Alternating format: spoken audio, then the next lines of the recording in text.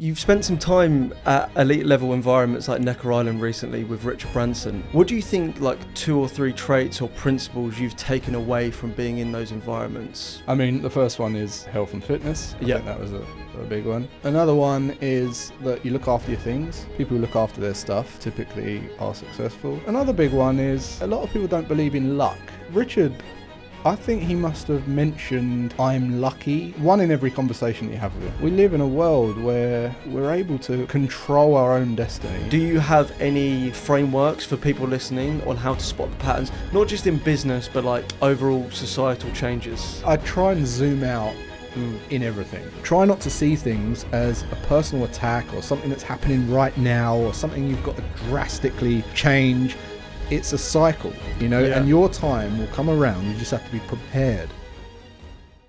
Welcome back to Manners Maketh Man podcast. It's a pleasure having you here as always. Before we dive in, I just want to take a moment to say thank you to everybody listening, sharing episodes, sending messages, or supporting this journey in any way. You're the reason that this exists. This podcast is all about growth, standards, discipline, and becoming a man of substance that you know you can be. And the fact that you're here tells me that you care about that too. I don't take that lightly. I genuinely appreciate you. If you haven't already, make sure you hit that subscribe. I'm committed to showing up consistently, bringing you real conversations and discussions that actually move the needle in your life. Now, let's get into it. Jason Graystone, welcome to the Manners Maketh Man podcast. Thanks for having me. Thanks for coming on. So for my audience that don't know you already, just tell us a bit about yourself. I'm an investor, entrepreneur. I'm a YouTuber now, which is something I never thought I'd say, but there we go. And I'm a dad, husband, and that's about it. 100%. And an author. And an author as well, yeah. There you go. Well, you've spent some time at elite level environments like Necker Island recently with Richard Branson. Tell us a bit about how he operates. How does he operate? Everything operates outside of, from a basis of putting yourself first, health first. So he will work on a tennis lesson in the morning, do some exercise in the morning, do a mad challenge like a bike ride or a hike or anything. And he'll spend like 3-4 hours just working on his fitness in the morning, and then everything else works after that, and if you talk to him about it, he says if you just do all that in the morning and you put yourself first and you work on yourself in the morning, it expands the day. The day seems longer because a lot of people don't do it, or they think, it's going to take loads of my time if I do that in the morning. But actually he says if you do it in the morning, you get more time in the day because you just feel more vibrant. You feel everyone around you is better as a result of you putting yourself first. 100%. Yeah. What does that mean, putting yourself first? Working on yourself. I think, we've got one body and we want to live. Life's amazing and we want to live for as long as possible. And you want to make sure that you service your vehicle every morning. 100%. I think when you concentrate on yourself first, you can give back to other people as well. Definitely. Do you think fitness is a big part of your life as well? Absolutely, yeah. Yeah, it always has been, to be honest. I mean, I was a fat kid at school, and it's since then it's been a bit of it's tied to my self-worth almost. I would say, just from a self-vanity point of view. I don't mind admitting that. But also on top of that, it's health. I want to be nimble and agile and strong, and I want to be able to walk for as long as possible and have strength in my older years. And I feel like we're borrowing time and we're borrowing strength, and eventually that's gonna go. So the more strength you can build now, and the more fitness you can, build now, the longer you last. And I think also with fitness, it works kind of simpatico with your mindset as well. When you feel good, your mind can operate in a good state, which is really important. What do you think, like 2 or 3 traits or principles you've taken away from being in those environments with Richard Branson? I mean, the first one is health and fitness. I think that was a big one. I think that was a big takeaway for everyone, to be honest, when we went there. Another one is that you look after your things. So a big success habit that I've witnessed in my life is people who look after their stuff typically are successful or do well because they have a respect for their own things. They have a good work ethic normally. So that's another one. And another big one is a lot of people don't believe in luck.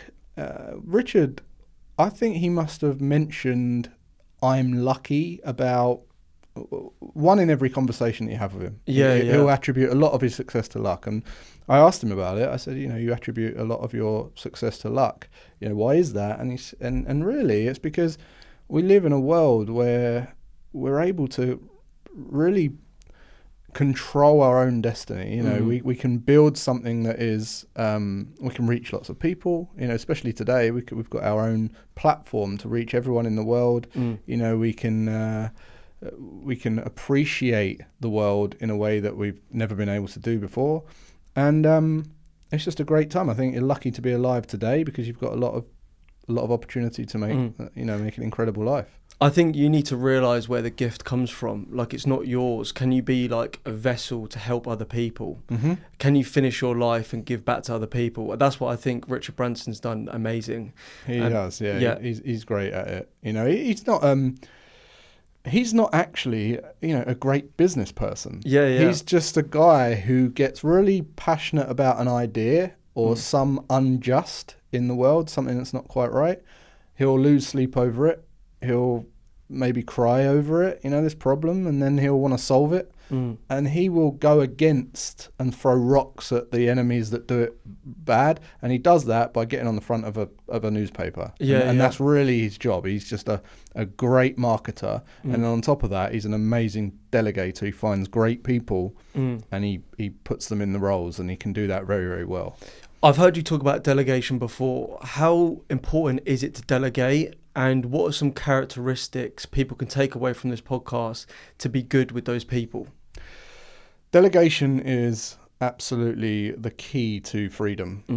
If you can't delegate, you'll never be free, regardless of how much money you get. Because if you're handed £10 million tomorrow, you say, oh, okay, I don't have to do all them things anymore. Well, then you've still got to show someone else how to do it. And if you can't do that, you still have to do it. Yeah. So if you can't delegate, and I say that because a lot of people think that they can just, we see entrepreneurs delegate all the time, and they say, oh, no, they're terrible at it. I've got this VA, he can't do it properly, or they can't do it as good as me. And really, it's just because you can't delegate it properly. It's not that they can't do it. You're doing a poor job of delegating. That's the thing, and you have to take responsibility for that. Of course, there's some people that have got lack of skill and stuff, but usually it's down to the delegator, right? The biggest problem with not delegating is you focus on very, very low level tasks. Now, if you want, people tell me they're on like 50 grand a year or 45 grand a year and they want to earn 200 grand a year, right? They're not doing £200 an hour work. They're doing £10 an hour work. Yeah. And if you want to get to 200 grand a year and you've got to, quadruple your current income, you've got to do quadruple your hourly rate. Yeah. Right? And if you're not doing that, it's very unreasonable to think that you're going to get to 200 grand a year. You just won't. Yeah. So how do you do that? You look at all of the low value tasks and then you divide them up into what you don't like doing to what you don't mind doing. Do you score that on like your capability of doing it as well? Capability of doing it, enjoyment and inspiration of doing it, and value to delegate and outsource. Right? And then you'll have a matrix that will tell you this is the most important thing to delegate. And it's always the cheapest things to delegate are always the things you spend most of your time doing. So true, yeah. And it's crazy. Like if you keep banging on doing this clicky stuff for £10 an hour. Yeah. And you're not delegating it to someone who actually loves doing that. It's a waste of time. I think another thing as well, people spend so much time thinking about how can I work harder, when really the trick is to delegate, and that's so important. I also think another big part of that is when you do delegate to somebody, give them the creative expression as well to go and do the work accordingly. Don't try and control every single outcome of that process, because when you do that, they're not going to do quality work. And you might not even get the quality work you expect back because you've just been too involved. So yeah, I think that's really important. I think people they don't do well in a job for two reasons. One, they're doing a job that they don't really like or are not inspired by. But two, when we get a new member of team, we do a values determination process. And the reason we do that is to discover their values outside of work, because people only go to work so that they can get money to spend it on things they like. That's the only reason. Yeah, okay? 100%. So no one's going to work for you, right? So first of all, it's important that the values align, which means you let us know what's really important to you. We'll then show you what's important to us, and we'll try and construct a contract where it shows you how, by helping us get what we want, we'll help you get more of what you want. Yeah. If you can do that and they can see it, they stop chopping and changing and going to get other jobs and all that, because they don't need to. You know? And you now know what they want out of the situation. Exactly. Yeah. Exactly. And then if you can't make it work, well, too bad. If you can, great. And then you review it every 6 months, every 12 months, because people's values change. Like 100%. People have babies, people want to go traveling. They didn't think they wanted to go traveling, and you know, and maybe they get injured or they have some other dilemma, and you have to review it. But if you do it that way, people stop looking for other jobs because they're not going to job. People don't necessarily go and get another job for more money. Yeah. It's because they hate the job. It's situational, right? Yeah. Right. So you're employing the wrong people. So you look for morals first, who they are as a person. What sort of characteristics? Yeah, I think, again, someone who looks after themselves, someone who chooses to do certain things. Yeah. Right. So, you know, when I employed our tech guy, he was 16, and I went into a school to do this young entrepreneur, young enterprise thing, right? It was a competition across like the schools where they build a business. I went in this class, there was 20 kids, you know, and they basically get delegated a MD, CEO and all this, and you have to build a product, take it to market and all that. On the first day I walk in, this kid is on his laptop. He's the only one. He's like a geeky sort of kid. Yeah. And he presents to the class. I say, hey mate, and he goes, yeah, I've built the website.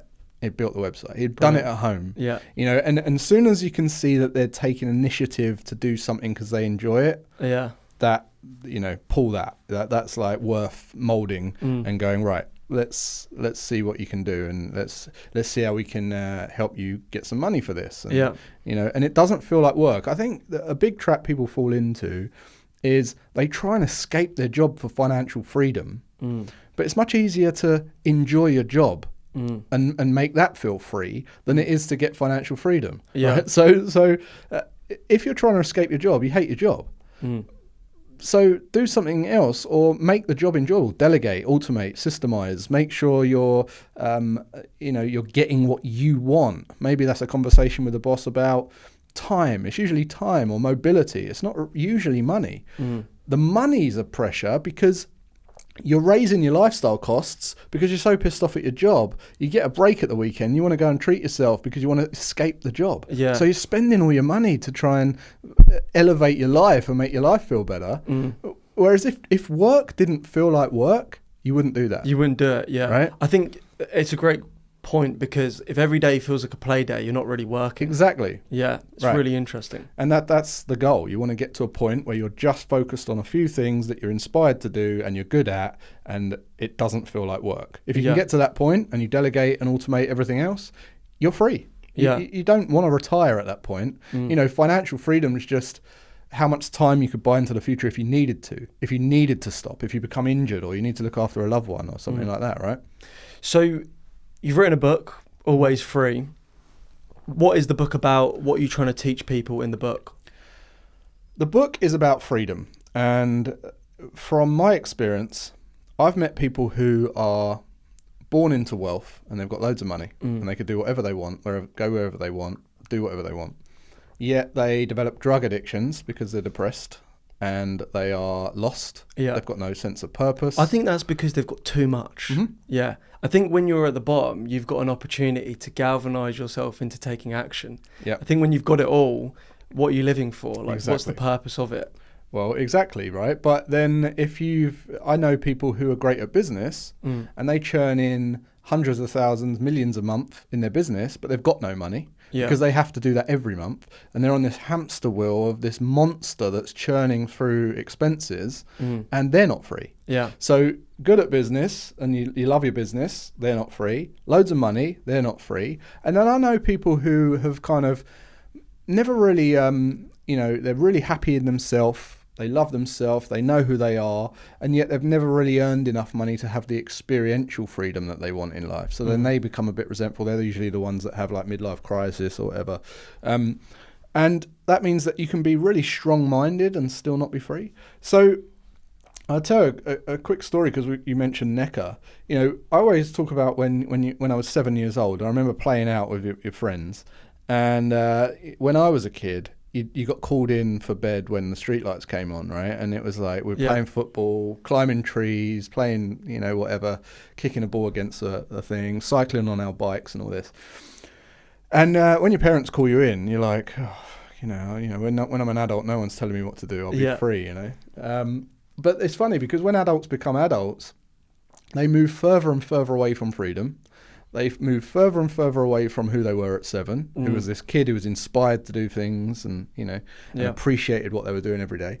And then when we went to Necker Island, it was like 40 entrepreneurs who are perceived to be at top of the game. This is the end game. We're all invited to Necker Island, right? Private yachts, flipping jets and all this kind of stuff, right? And we're on this island.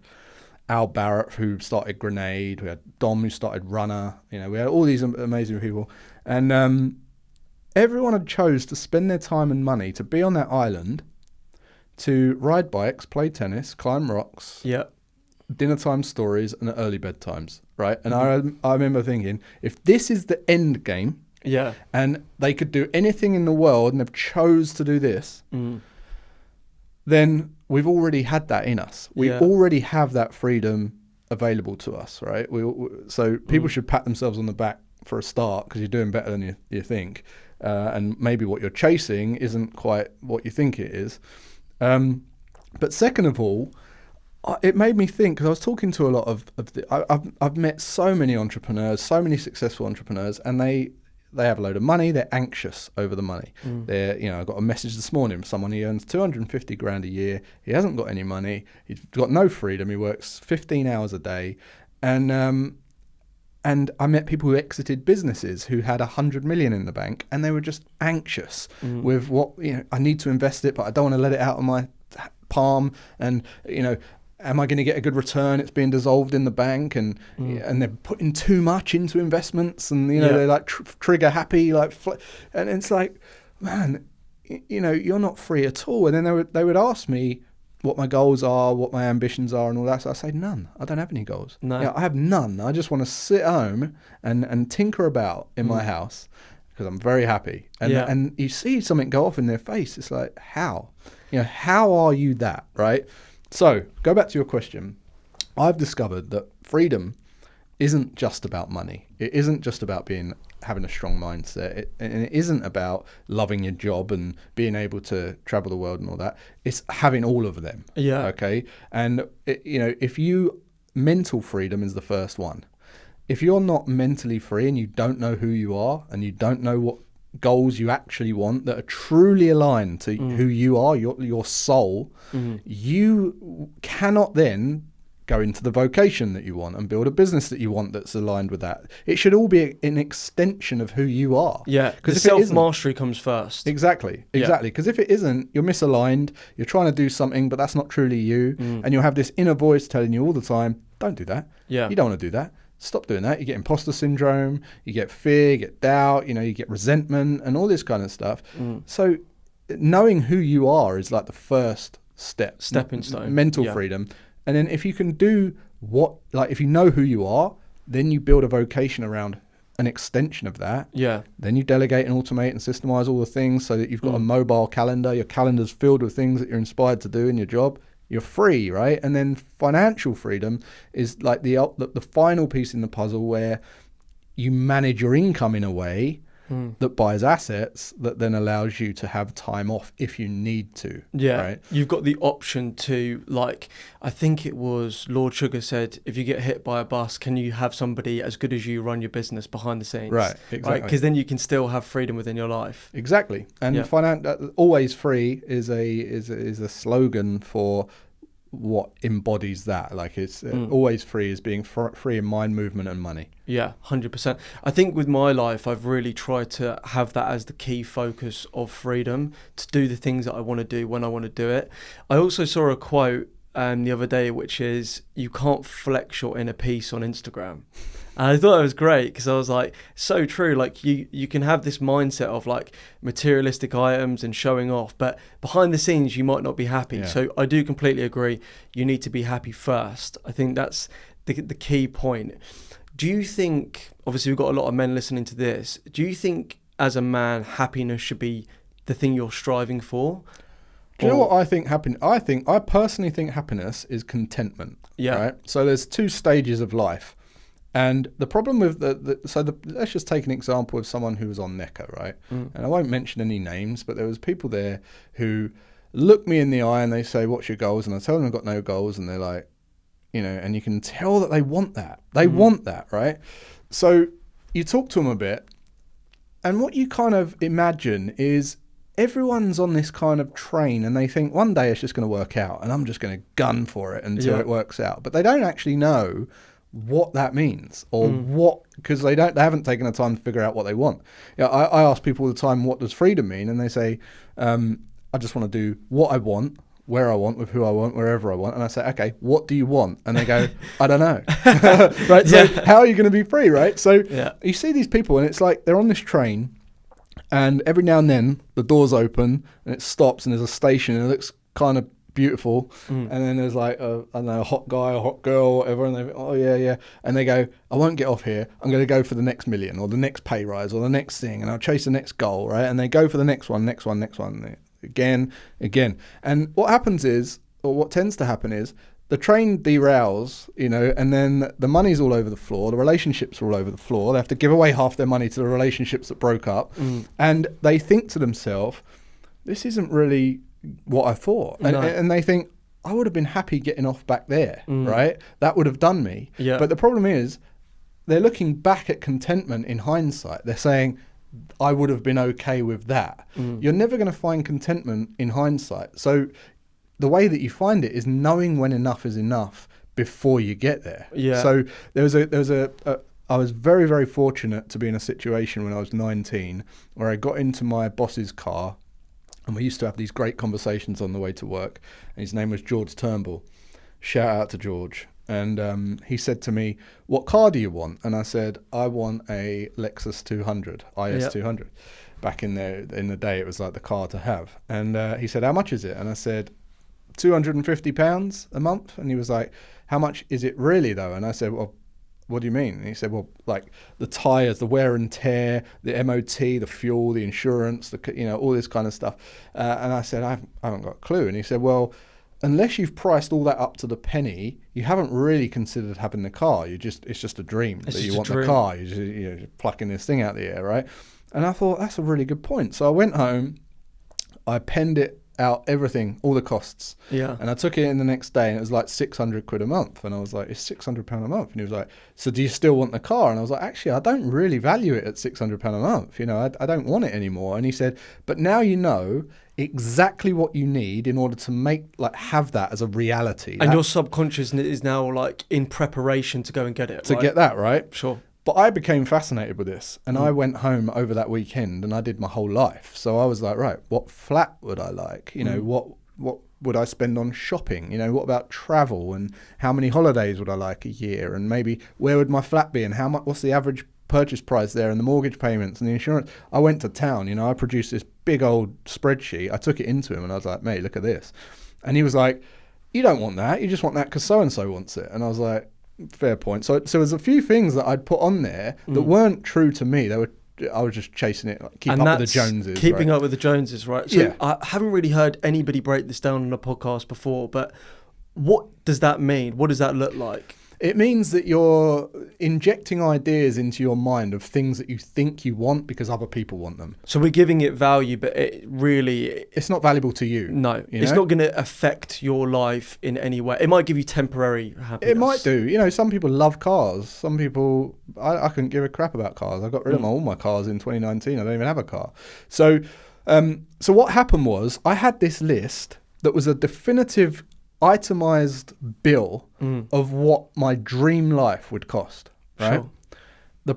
There's a lot of power in that, because I tell you what, when I hit it, every day after that was a bonus, because I was content, because I had this line in the sand, this milestone that I knew that I've crossed or not crossed. And once I crossed it, I was like, that's it.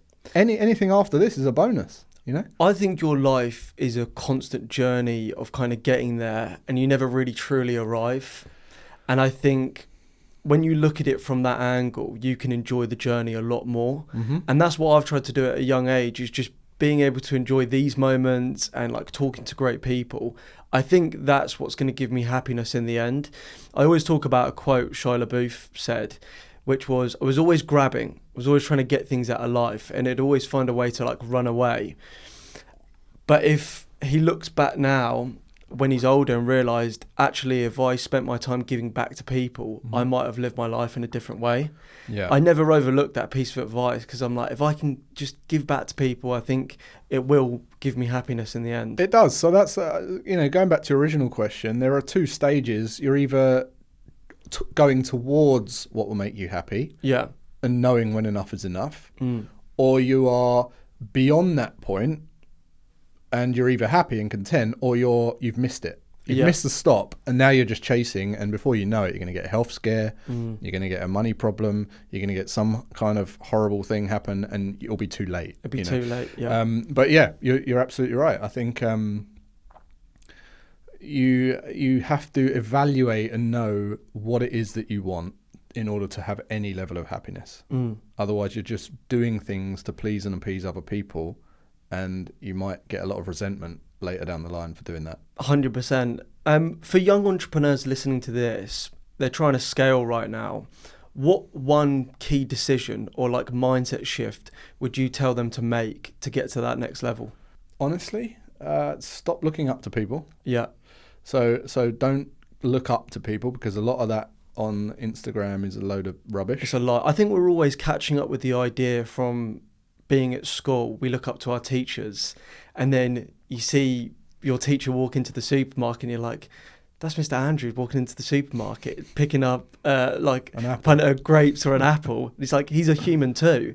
So I think we're always catching up with that idea. So humanizing people was really important, I think. Yeah, humanizing people, but just bringing them off of pedestals. Yeah, you know? 100%. You only, everything's half true. Everything's half true. There's never a full truth. And whatever people show you online is one side. And then how you perceive the reality of their life to be is usually half true as well. You're seeing something that you're not seeing the negatives in. That's why they say don't meet your heroes, right? Because you're not seeing that they've just got every trait that every human's got. Yeah. You know, if I said to you, are you always nice and always thankful and always generous and always giving? And you'd say no. Probably not. We don't see the Dorito side of people, do we? Like in their house, Doritos all over themselves. Yeah, like, right. We only see, I guess we show up in a way which we expect people to perceive us in a certain way. Yeah. So there's two versions of ourselves. Yeah, but like you said earlier, you can't flex your inner peace.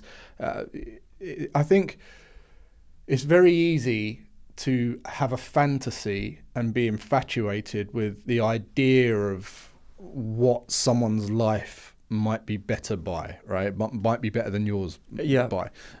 But usually it's because you're blind to the downsides or the negatives, because there's always another flip of the side of the coin. Yeah, okay? 100%. So anyone who is looking like they're doing well in a particular area will bring with them equal negatives, right? And you're just not seeing those things. And I think especially as young men, young entrepreneurs, it can be it can cause self-doubt, it can cause self-negative talk, imposter syndrome, all these kind of things. Most of what you see online is absolute bullshit. It's bullshit, yeah. It is. They are not. I mean, I've been to Dubai a lot of times. I've done podcast tours, right? Yeah. And people look at these people in Dubai and think, oh, they're living a life. I went over there and this agency contacted me and said, these kids basically have got nowhere to sleep. We're just giving them free meals out and telling them to post videos of the restaurant, right? But don't if there's any empty tables, don't film them. Just film the busy parts. And we're giving them a free meal. And then the barber's doing it, giving them a free haircut. And you think, okay, so they haven't actually got any money. No, they're just over there trying to promote Dubai to get paid or get a free meal. And then when you say, where are you sleeping? They say, we all sleep in the same house down there. I'm on the sofa, he's in the flipping.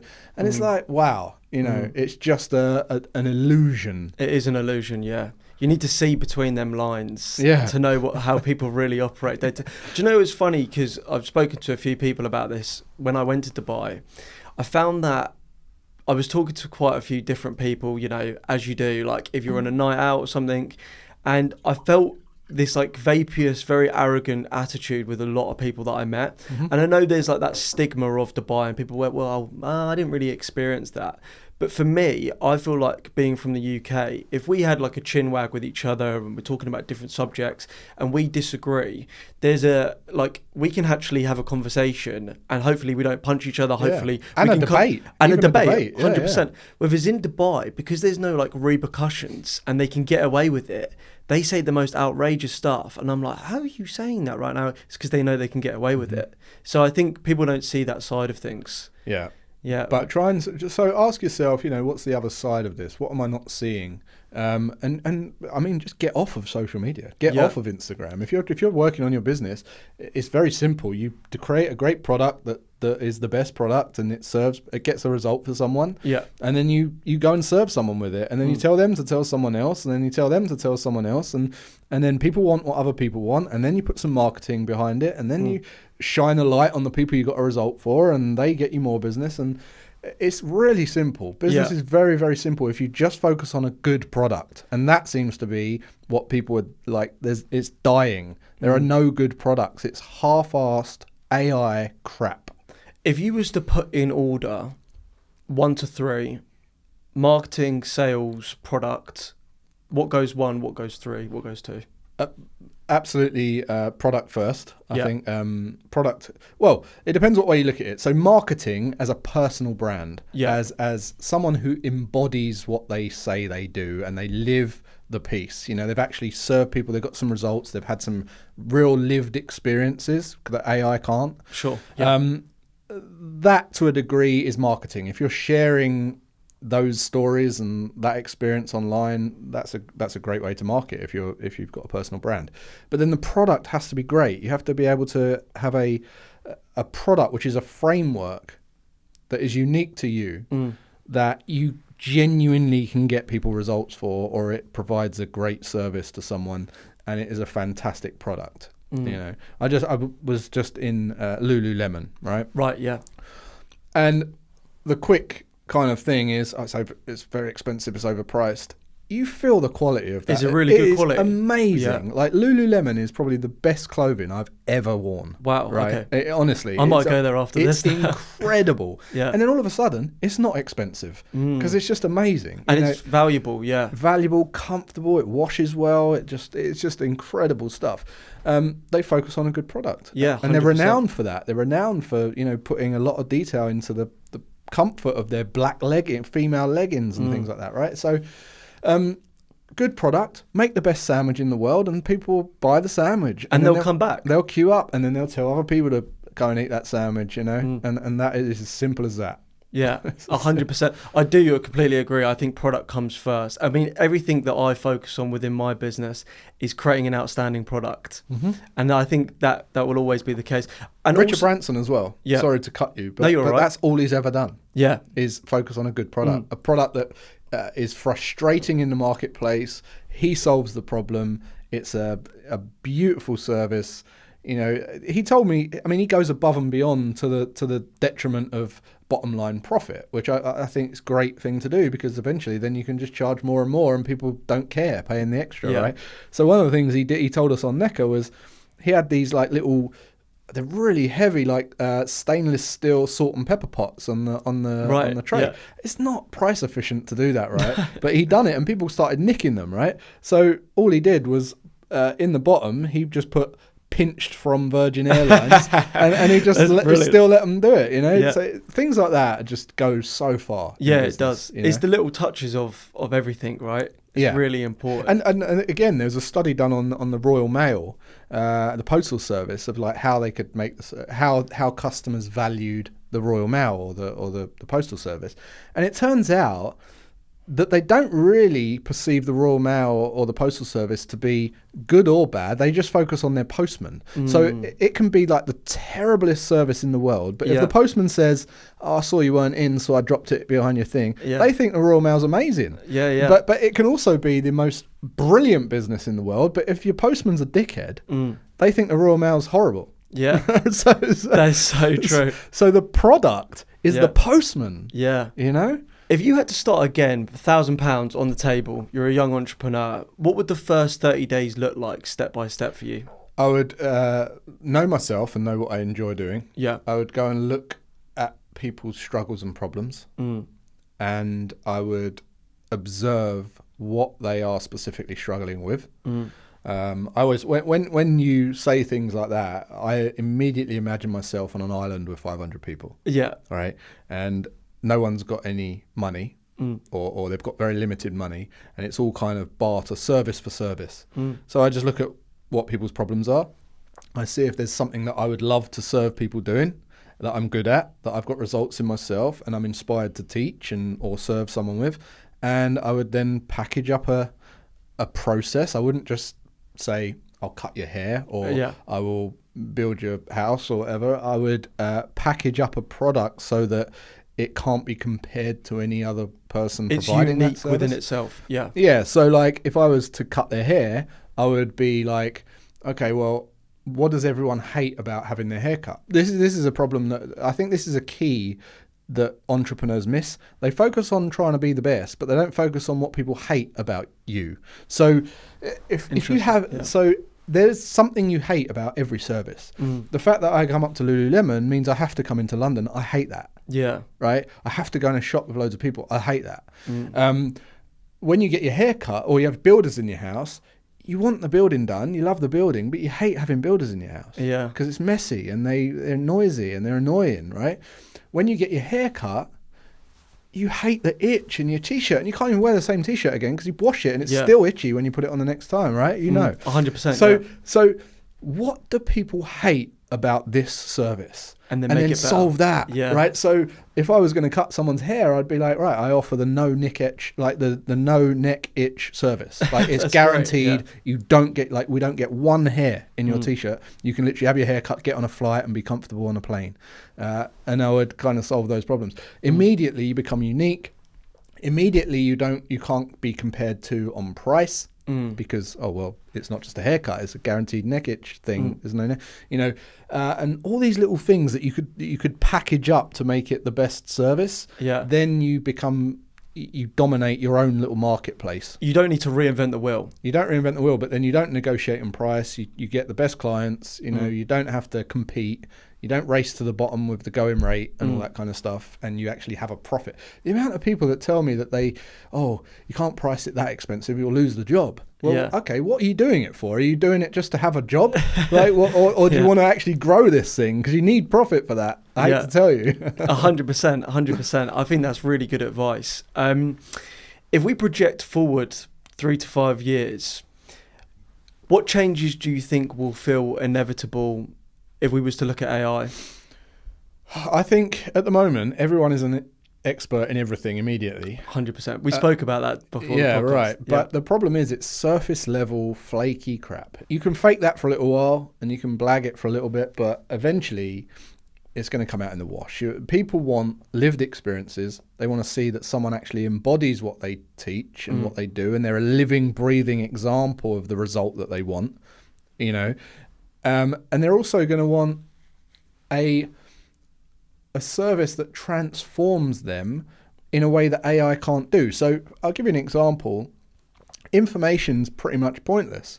It's useless. It's valueless. So Arnold Schwarzenegger recently did a pump club thing. He launched this pump club thing, right?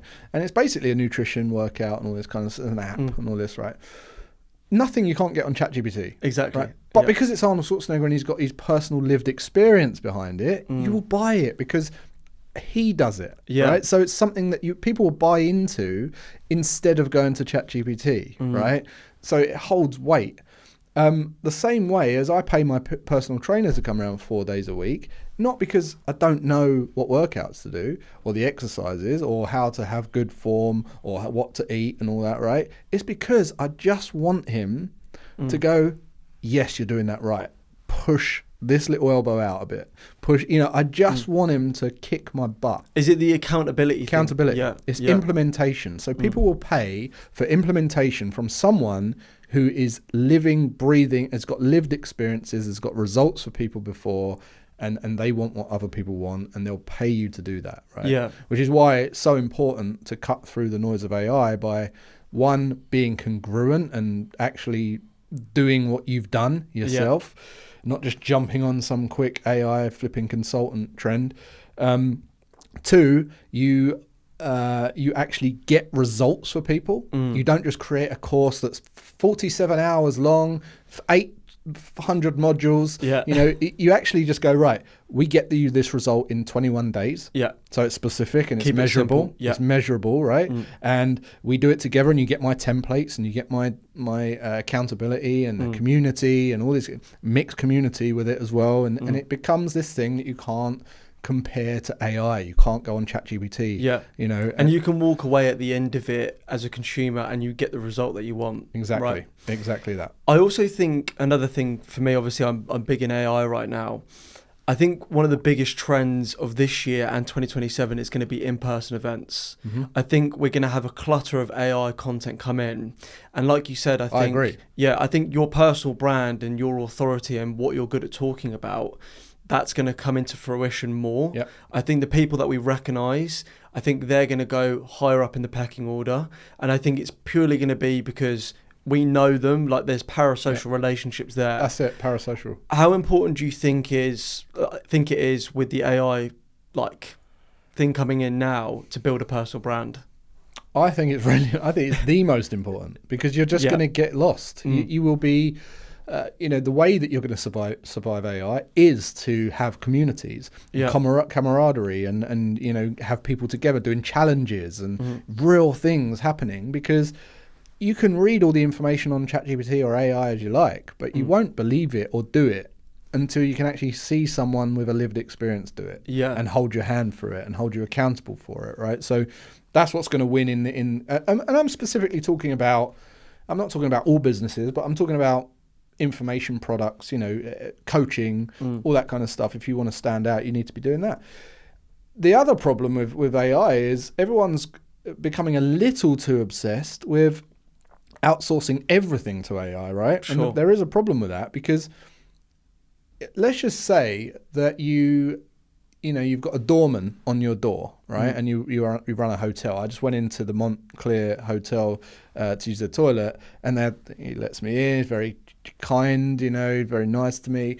If I was a salesman, I could go to that hotel and I'd say, how much you pay that doorman to open your door? And they might say 50 grand a year. And I would say, well, I can put an automatic door there. Get rid of him. Right. And I get a big pat on the back for being like the guy that solved the money problem, right? And oh gosh, saved us all this money. Great, right?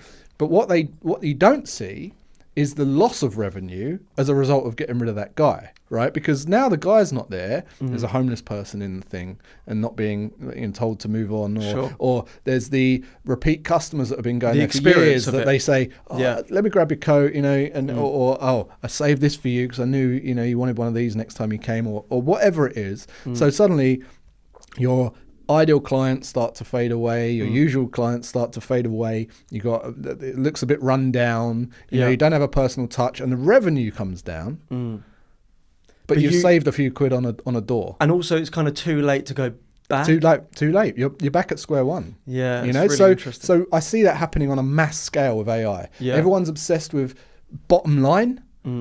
there's no value in the business. Where's the value in the business to the client? Because ChatGPT and AI doesn't really give value, to human beings. It can save some time and it can do tasks and things like that, but it doesn't actually provide the value that a community will, accountability will, lived experience will, you know, and humans. I definitely think that human experience is going to come back a lot more with AI coming into fruition. And like you say, information is kind of pointless because we've got it at our fingertips now. If you're holding back information because you're scared of giving everything away now, you're going to lose. Give everything away. Tell everyone everything that you know right now. You know, and then they'll spend longer with you. Yeah. They'll build more trust with you. Then they won't want to work with anyone else because they'll just pay you for implementation. Yeah. So your goal now is to share so much information that they have to spend so long with you. Stories, lived experiences. Yeah, everything. Yeah. All of your frameworks, all of your methodologies, your whole coaching process. Don't hide anything behind closed doors. Give it all away for free. Yeah. Because they're going to pay for implementation anyway. Right? Yeah. So get them to spend longer time with you by talking about everything that you know. Yeah. Back to the personal brand thing as well. Like, I do genuinely believe that there is no net benefit like being a doom scroller anyway. Like, you're sitting there and it's like one of the said 7 deadly sins, isn't it? Like, you're sitting there and you're consuming. Envy. Is that? Yeah. So you've got envy, gluttony. You've got, I think the one I'm trying to go for is sloth, or is it? Yeah. I don't know which one it is. But basically, you're consuming so much content, but there is no outcome from it. Yeah. And what do you walk away with that from? You don't walk away anything. Like, it's pointless, right? You walk away with injected ideas of other people's perceived fantasy lives, and you beat yourself up. You lower yourself down even more. Yeah. And you just beat yourself up for spending that time wasting it on doing that as well. So not only are you putting yourself down because you're not who these people are you've got on pedestals, but you're now also wasting another 3 hours, and that's going to make you feel even worse. 100%. It is absolutely pointless looking at. I don't follow anyone. No. You know, I really don't. So I did notice it, yeah. so I follow my son, who's my editor, and that's it. And that's because he made me. So I don't look at people's stories because I don't really care about the donut you're eating today. Like, I'm not that bothered about it. No. I'm focused about what I'm building and bettering myself. I think that's a really good mindset to look at life at anyway, is I'm just competing against myself. And I think when you do that, you become a lot more comfortable, and you do improve a lot quicker by doing it. Yeah, and you get to where you want to go, and you're happy when you get there. Yeah, because you have to know that. Yeah, right? I want to go back into your story a little bit. So, would you say you're from a working class background? Oh, I mean, not even really. I mean, Really? my dad was like a cardboard gangster. Nice. Know, he left before I was born, and then my mum was just we were council. We were just council estate benefits, and she did a couple of jobs to make ends meet every now and then, but most of our living came from the council. And was there a specific moment in your life where you knew you had to change your mindset around from your environment? I think that your values are shaped by the time you're 7. So when you're 7 years old, your character's developed. And to me, what that means is whatever you perceive to be missing most, or whatever void you perceive to have in your life between 0 and 7, you value most, right? So for me, that was security. I didn't have a dad. I didn't have, we had bailiffs knocking on the door for electricity money, and we had to hide behind sofas and all this kind of stuff. To make ends meet, my mum would go and work in a taxi rank or something, and then I'd be left babysat by a guy called Joey Pyle and his wife Shirley, who just happened to be one of the most renowned gangsters in South London. And I'd spend my day as a tiny kid with screaming and shouting and plate smashing and all this kind of stuff. That's my earliest memories. So I just thought that I had this void of security, right? I didn't know about money or anything like that. But as you go into 11, 12, 13 years old, you start to value security. You love security. You like calmness. You don't want chaos. You want to know where your things are. You're very possessive over your things. Quite controlling. You're controlling, for sure. You just want to know where your stuff is, right? I hate losing things. Today, I hate losing things. It's like, it's one of my, it keeps me up at night, right? So what happened was when I was 10, 11, one of our neighbours used to say to me, a lady called Denise used to say, "You don't talk like your mum." And I remember saying to her, it's because I don't want to be like my mum. Right. I used to deliberately put on a different voice to my mum. Yeah. She was a bit more common than me. I'm still got South London accent, but I was deliberately trying to speak better. And that was an early memory. But there was a couple of events that happened in the same year that really shifted the way that I thought. And it was when I was 13, everyone used to kind of congregate on the steps of our block of flats, and they used to sit there on a Friday and talk about the week, and kids used to play football on the green, and it was that kind of environment. And being a nosy 13-year-old kid, I used to sit there and listen, and one of the things I picked up on was how they spoke about rich people, bosses, money, greed. It's horrible, it's bad, root of all evil. I used to pick up on that, and the reason I picked up on it, because a lot of people say that they pick up on it, but it's not. The reason I picked up on it is because this guy called Roy used to come down at 7:30 and take everyone's money and do a syndicate lottery, right? And for the next 10 minutes, they would be talking how amazing their life would be if they won the money, right? And I remember thinking, that doesn't make sense. Yeah. Right? I didn't know why. I didn't know what money was, or You're I didn't thinking really care. Contradiction, like... Yeah, I was just thinking, that's weird. Yeah. They said root of all evil. What's going on, And coincidentally that year, 6 months before my 14th birthday, I really wanted this BMX. It was a Mongoose Sniper in chrome. Had the gyro. It was amazing, right? Yeah. This BMX, I just loved it. It was a shop in Pearson's, called Pearson's in Sutton. And I wanted this bike. And I said to my mum and my stepdad at the time, I said, I love this bike. And they said, look, your birthday's in October. We can't afford the bike, but we'll give you half if you raise the other half. Sure. Right? So on your birthday, you can go and get it. I was like, deal. So I went down, and there's this triangular green, and I started washing cars, right? So I washed this one car for a lady called Lynn. It was a white Volkswagen Golf. I spent all day washing this flipping car, right? Because I didn't want her to knock me or say, you're not paying you or whatever. It was getting dark. Anyway, she gives me £5 plus £2 tip. That night, I'm in my bedroom, and my friend said, that's really cool, I'll help you tomorrow if you want. And I was like, I don't really want to pay you, but Anyway, my stepdad came in my room, and for whatever reason, he said, I'm going to the shop, do you want anything? And I gave him the whole £7, and I said, could you get me another bucket and a sponge? Yeah. And he said, all right. He went and got one. The next day we did 4 cars, and then within 4 weeks we did I had 4 friends washing cars, up to 16 cars a day. I think we did a record, and I wasn't doing any of the washing. I was that's the delegation bit. That was it, right? Yeah. And I was knocking on the doors, and I was just like, I was giving the chat, and I was like, oh yeah, we use a squeegee. No other car wash uses a squeegee to get the suds off the thing. And I remember saying this, and I remember thinking, this is great. I'm just booking in people's car wash and collecting the money, and I'm still going to get the bike. I've had to sacrifice a bit of profit and a bit of time, but I'm paying these guys. They're loving it. They're getting what they want. I'm getting what I want, and you can have it all. And I remember thinking, if you use money like this, like it's amazing. It's amazing. It's amazing because it provides opportunities for everyone. And that was the shift. That was the turning point where I thought, those people must be unhappy because they're using money wrong. They're thinking about how they can spend it on all these things, these holidays and cars and clothes and all this kind of stuff. Whereas how I was using it was to still get what I want, but making it easier to get what I want. Yeah. And that was a massive And you're prepared mindset shift to have that delayed gratification with that £7, right? Exactly. Because you could have easily spent that on sweets or whatever at your age. I think it's really interesting because I've spoken to so many different entrepreneurs. They all have the same stories of when they're young and they're making money. So I used to sell sweets at school, the standard stuff. But I used to buy it in bulk. I used to buy these big tornadoes for 29p. I'd sell them for £3 get more profit, and I'd go back and I'd buy more. But then I said to my friends, similar to you, like going out washing more cars, why don't I just buy a bulk amount of Chewits, and you all go back, you all go sell it in the year group, and you come back, and then eventually we did the whole school.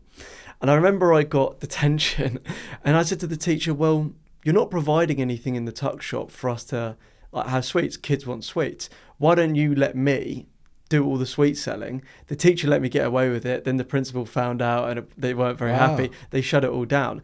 But I had that moment where I convinced somebody else, I'm actually doing a service Solving here. a problem. Solving a problem. For sure. Yeah, 100%.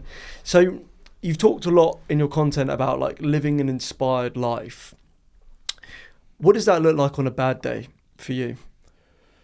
On a bad day, when things aren't going right, you know that you need to take a shift, because I think for me, like, the people that seem to win long term, they're really good at getting back to center really quickly. Mm-hmm. They can regulate themselves no matter what happens. Yeah, regulation, emotional regulation is key. That's something I've practiced all my life. I think there's not a lot that can upset me, and it's because unless you are really challenging my true highest values, which is security, that will trigger me. You know, there's not a lot that can trigger me, and the reason being is because I've practiced for so many years of seeing the good in the bad and the bad in the good. So if something goes wrong, you want to see the lessons as quickly as possible, right? And see how it's a good thing. I'll give an example. There was a teacher in my school called Mr. Shillito, and we'd just done these SATs, and I thought I'd done really well. Okay, I was a bit cocky, I was a bit of a class joker, you know, and he called my name and told me to stand up, and he made a couple of others stand up, and I thought, he's just going to say that we've done amazing, right? So we're standing there laughing, joking. He went, "You lot need to be ashamed of yourself," and I was like, I just wanted the earth to swallow me up. You know? From that point, I went to the library every lunch to revise and make sure that I was revising. And at the time, when I went to at that time in school, Microsoft had just released Word and Excel, and I think it was Publisher or something, right? And I fell in love with Excel. We did like a football league thing that I made like these charts and projections in, and I became obsessed with the formulas and all this kind of stuff. And I would create these charts. When I left school, Microsoft Money came out, and I started putting all of my finances into that, and I was a whiz at it, right? I was really great at it.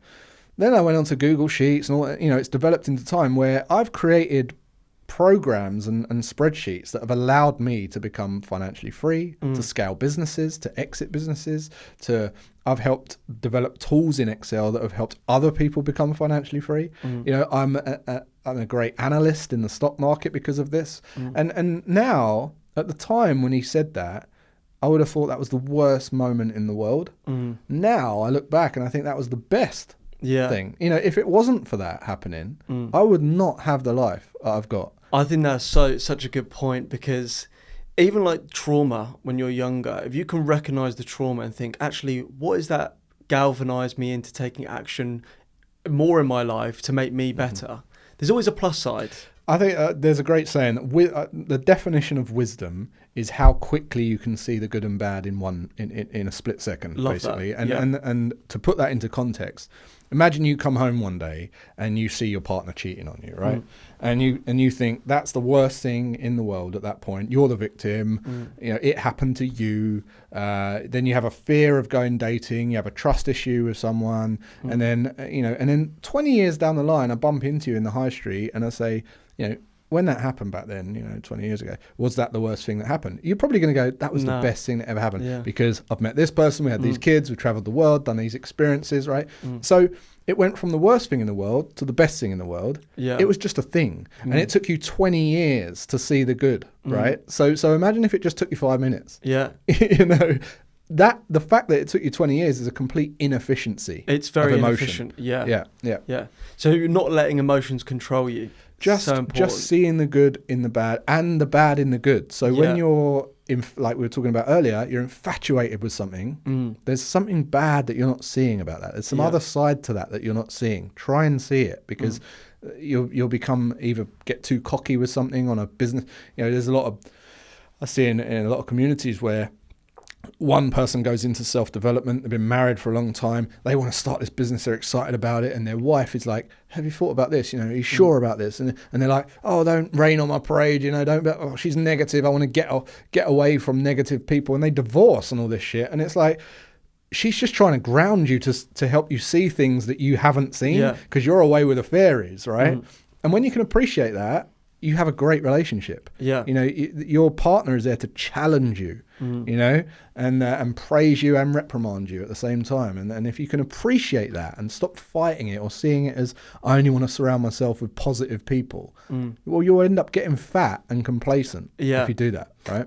I think a part of that is getting our ego in the way, especially as men. How important do you think it is to dissolve that ego? I think to me, you know, I know there's a kind of mainstream view on ego at the moment, and there's a lot of kind of misconceptions around words like narcissism and stuff like that. But you know, we have to have a narcissistic side, just like we have to have an altruistic side. You know, those two go hand in hand. If you can't, if you're take, and you never give, you'll be humbled, right? Yeah, 100%. But if you're give and never take, you'll be trodden all over, right? So you have to be able to do both. So you have to have a narcissistic side. And the ego to me means your true self. So there is knowing what you want and what you want in life and where you're headed. Where I think it's misconstrued with negative kind of terminology is where you're being arrogant, blindsided, my way, no way. You know, you're not open to other people's opinions. Listening to advice. Yeah. You only surround yourself with people who tell you what you want to hear. You know, that's kind of where I see where ego gets a bad name. Yeah. But it's actually, for me, I think ego is your North Star. You do need an ego to get where you want to be because you're self-assured, essentially. Exactly. You're saying, I believe in myself. But you need to have times where you dissolve the ego in terms of like, maybe I should actually listen to this person. They've got more experience than I have. Exactly. Open my ears a little bit. So I've spoken with a lot of traders before, and you've all got amazing mindsets. It's absolutely fantastic. And I find that with a lot of traders, you're really good at spotting the patterns about life in general, right? I think it's part of the nature of the skill that you learn. How important do you think it is to spot patterns? Do you have any frameworks for people listening on how to spot the patterns, not just in business, but like overall societal changes? Yeah, I try and zoom out in everything. So for instance, people tell me, you know, they talk to me about voting and they get very het up about who you should vote for and all this kind of stuff, right? And I zoom out and I look at who was in power in the White House. Yeah. Right. And you go back 100 years or 200 years and you can see all of the times that, you know, the left wing or the right wing were in power. Okay. And if you add up all of those blocks, they're identical. It's the actual like historical blocks of like repetitive, like historical events. Right? Yeah. Right. So if you just say, right, Republican, red, whatever, conservative, blue, or whatever political party you're talking about, just see when they're in power and then put them all together and see who's been in power the longest over time. And I bet you they're all the same. They are, because I've done the test. I've done the research, right? So what that tells me then is, regardless of what's happening today and some problem that you think you're going to solve by pushing on that side, eventually it will come back. Yeah. Because we will want the other side. The pendulum will swing. Exactly. Right? The pendulum swings. And there's something called the law of heuristic escalation, which basically says that the harder you push on one side, the more you will rear the head of the other side. Interesting. Right? So for instance, if you see someone who's chatting crap online, right, and telling some BS, if they're called out for it and they say, that's BS, and they try and deny it, or they delete the message, or they delete the comment, right? You'll get more. And it'll be like, hang on, he deleted my comment. Yeah. He's talking crap, you know. Oh, he deletes comments. And then this person will be like, he deleted my comment as well. And then basically, the more you're trying to hide something, the more people are going to push towards it, right? Yeah, yeah. So this happens in politics. This happens in everything. So going back to your point, try not to see things as a personal attack or something that's happening right now or something you've got to drastically, change. It's a cycle, and your time will come around. You just have to be prepared for that time to come around. And everything, what goes up comes down, what goes down comes up. And just by looking at a zoomed out view can really make you calm. Yeah. Like Bitcoin, for instance. People are always telling me about Bitcoin, it's crashing. People only talk about it when it's going up, and then when it's crashing, everyone's crapping themselves. Yeah. You zoom out on Bitcoin, it's only ever gone up. Yeah. You know, but thousands of people lose money on Bitcoin every day. Why? It's only ever gone up from the day it started to now. It's only ever gone up. Right? Yeah. Yes, it goes in little blips, but it's only ever gone up. So how do you lose money? Well, they don't know enough about it. Yeah. Why? Because they haven't zoomed out. They don't understand, you know, how it works. If you can just play the game of life, enjoy the game of life, not let it control you too much, you'll be more free. But I also think with that pattern recognition, it can make you make better decisions, right? And Absolutely. that's because the problem is, if you don't know where somebody wants you to be, you could end up there by accident, and then you're in a really tricky spot. Yeah. So I do think it's really important.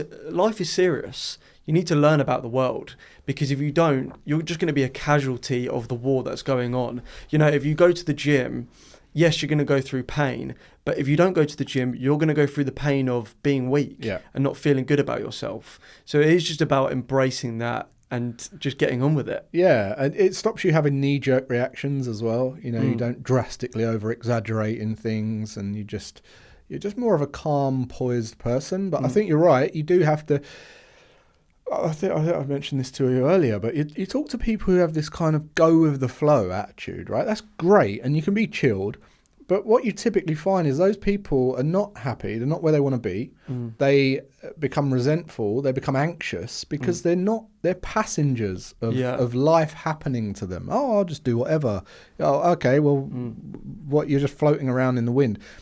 And the reason I say that is because you can reduce anxiety by just taking action. So you just basically become the driver. And it might just be as simple as planning the week, or instead of saying, what are you up to the weekend? Oh, I'll do whatever. Instead of doing that, just have some plans. Yeah. Right? Have some plans and watch your anxiety come down, because you just feel in control. It doesn't have to be anything exuberant. It doesn't have to be something mad. It's just like, I'm planning to go for dinner, I'm going to go for a walk and all that kind of stuff. All of a sudden, you're now taking control, and that will reduce, and taking actions just reduces anxiety. Yeah. You know, you stop looking at other people and what they're doing and trying to just get blown around, and you become the driver of your life. Yeah. You know, and all of a sudden, everything feels more clear. And I also think another thing as well, you don't need to go a million miles an hour.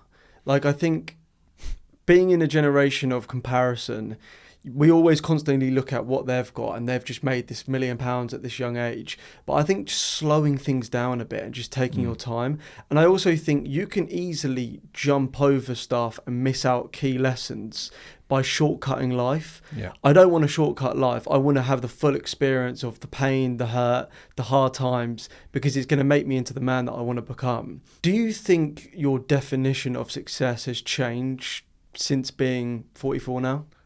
Oh, of course, over my life, of course. Yeah. You know, I've only got this mind because I'm 44 years old. Yeah. And I've had experiences that have made me come to the conclusion that I've done this in life and that in life. This works, this doesn't. I believe this, I don't believe that. And now I've got my brain. Yeah.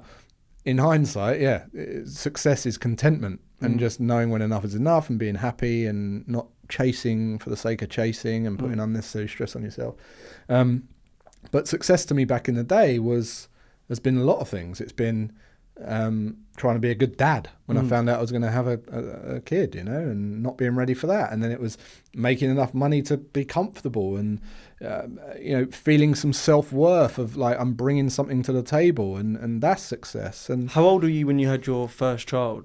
We found out I was going to have him when I was 22, and I was 23 when he was born. So similar to Aaron, because he had his child really young as well. Right. He's 21 this week. He's in Japan now. Oh, no, yeah, I want to go to Japan. Yeah, it's meant to be really nice. How did that kind of change you at that age? It completely changed me. It was at first when we found out, I thought that I would just failed at life, you know, because what came flushing before my eyes was he's going to have the life I had when I was a kid, and that's exactly what I didn't want. Because I didn't have my real dad left. I had a stepdad that stepped in when I was like 6, but all of my upbringing, by the time I was 7, you know, I had this big kind of, oh my God, you know, I want the opposite of that for my kids, you know. So when I was older, I'm like, I do not want my kid in that environment. So when we found out at 22, you know, I haven't got any money. I'm No. switched on with money, and I'm, you know, good with money. But I'm not. I don't feel like I'm where I need to be. I don't think you're ever ready. You grow up really quickly then. You grow up really quickly, but all of a sudden you go from looking after you to looking after someone more than you. Yeah. And now it's like a much bigger cause, and you're doing it for a reason beyond yourself. Yeah. And it's kind of like zooming out. It's like, you know, I always sort of relate it to you're driving a combine harvester across a field. If you look down at the floor, you know, you're going to wiggly lines, right? But if you just look at the horizon, you'll go straight. And it kind of gave me this horizon to look at. It just made it made my life feel so small, and everything I was doing so small to, right, we're now doing it for big. So don't worry about making drastic decisions. Don't chase a quick buck tomorrow. Let's think about this over a 18-year period, you know? Yeah, 100%. I think it's interesting as well. I mean, do you believe in manifestation? Yeah. Yeah. How do you manifest? I just manifest. You know, manifestation is focusing your energy and attention to things that you want in your life, and it's not hoping and praying for $1 million check and hoping it will show up. It is tuning into frequencies and energies in a way that you can almost feel it coming to you naturally as an outpouring of your actions that you're taking, right? So I want to go on holiday, therefore I'm going to plan everything to make sure I can go on holiday. And your holiday comes and it all goes swimmingly well, right? Unless they lose your luggage or something, right? A lot of it is planning. So goals, everyone sets goals and has goals, right? But they're really just dreams. What people don't do is plan goals. You need to understand to the full extent on how to get what you want, right? Yeah. So, otherwise you can't get it. Because there's lots of things that you need, like to manifest a goal, there's lots of areas you need to focus on to get the goal for some things, right? So let's just say a 7-day holiday. To have a successful 7-day holiday, you might spend 2 hours planning the 7-day holiday, right? Yeah. You do the parking and the travel and the taxi and the flights and the insurance and the, excursions and all this kind of stuff, clothes. 2 hours. If you take 2 hours out of 7 days, it equates to about 1.6% of the 7 days. Sure. Yeah. Right? So how many people do that for the year? Because if you take 365 days, 1.6% of that, depending on how often you sleep or how much you sleep, will be about 7 to 10 days. So if you're not spending 7 to 10 solid days planning your year, it's very unreasonable to think that you're going to achieve the things that you said you're going to achieve that year. Yeah, 100%. Just from that concept, okay? So people, next year I'm going to do this. It's a throwaway comment. It is, They've not put 7 to 10 days into planning it, right? And therefore, you probably won't achieve it. So true. Well, honestly, mate, it's been a pleasure having you on. It's been great. In light of the podcast being called Manners Maketh Man, in your view, what are the qualities that truly define a man that in your view can say they've made it in today's world? Congruency. Yeah. Right. So being congruent with who you truly are and demonstrating your values in real time, and not having if you had a camera on your wall in your house and it was live streaming to all the platforms at once, like Big Brother style, would you be happy? Yeah. And if you wouldn't be happy, then you're hiding something, or you're trying to show someone that you're not something that you are behind closed doors. And that could just be how you talk to a member of staff, or what you believe in, or what you say you are, right? Yeah. Congruency is the ultimate flex. 100%. And that is going to be the one thing that stands out in this world of AI now. We're going to find out who the real people are. We're going to see it in real time. Perfect. Thanks for coming on, mate. Really appreciate it. Thank you. Cheers.